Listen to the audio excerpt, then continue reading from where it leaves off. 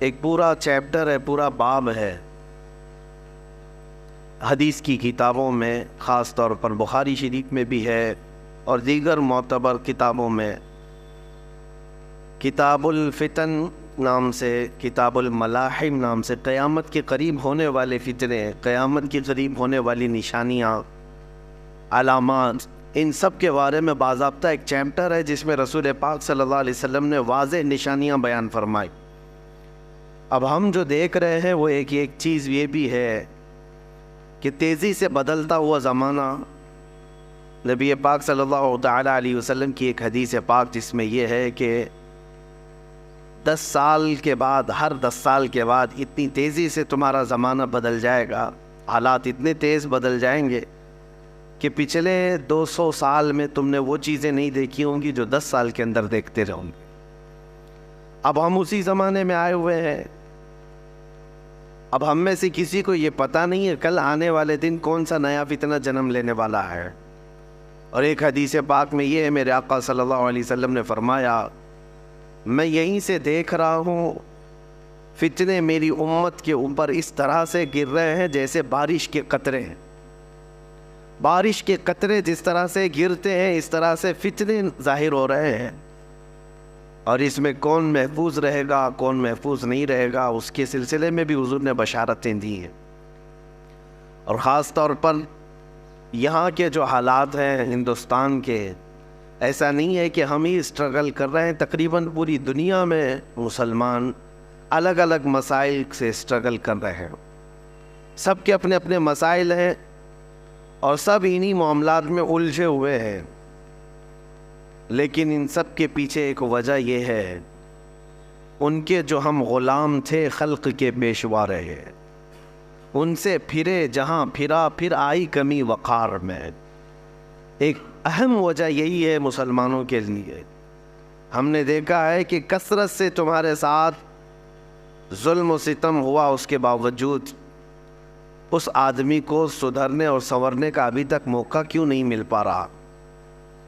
جس کو شاعر نے کہا تھا، جگہ جگہ کے تھک چکے ہیں تمہیں یہ ہنگامے، نشاط لذت خواب گراں بدل ڈالو، غلط روی سے منازل کا بعد بڑھتا ہے، مسافروں روش کارواں بدل ڈالو۔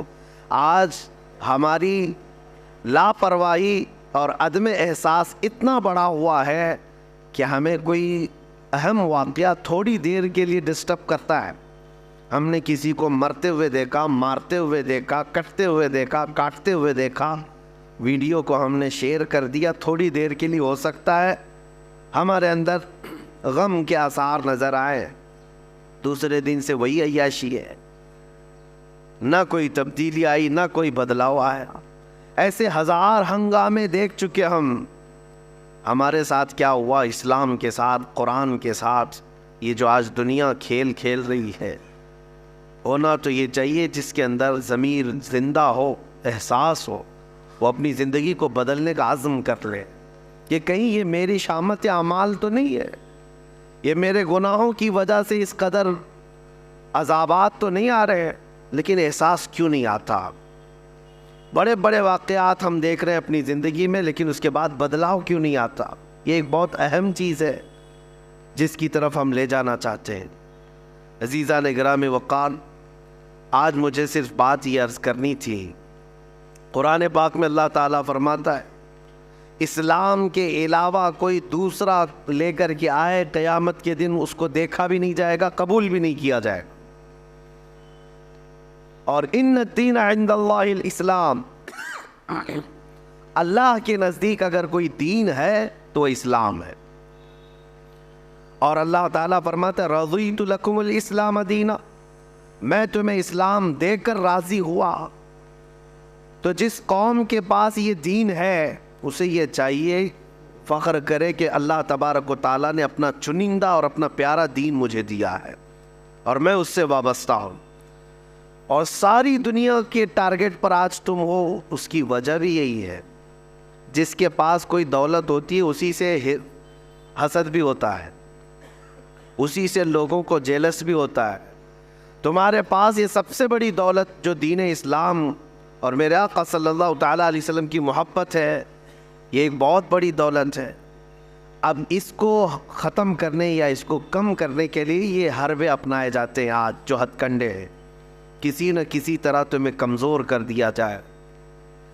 میں آج اپنے حالات کے متعلق عرض کروں کہ تمہیں پریشان دیکھنے کے لیے یا پریشان کرنے کے لیے تمہارے قوانین سے چھیڑ چھاڑ کرنا کہ ایگریسو ہو جائیں، کبھی ذات مصطفیٰ صلی اللہ علیہ وسلم کو نشانہ بنا کر، کبھی قرآن کی توہین کرنا، کبھی اسلام کو برا بھلا کہنا، کبھی اسلام کے قانون بدلنے کی بات کرنا، یہ سب چیزیں تمہاری آزمائش کا دور ہے۔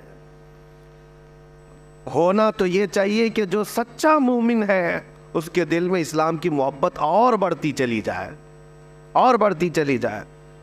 لیکن اس طوفانی زمانے میں جو ڈاواں ڈول ہوتا ہے اس کو یہ لگنے لگ جاتا ہے کہ مجھے نیوٹرل رہنا چاہیے، بھی سیکولر ہو جانا چاہیے تاکہ یہ ظالموں کے ہاتھ میں نہ آ جاؤں۔ نہیں میرے عزیزو، آج تمہیں پکا مسلمان بن کے دکھانے کا وقت آ چکا۔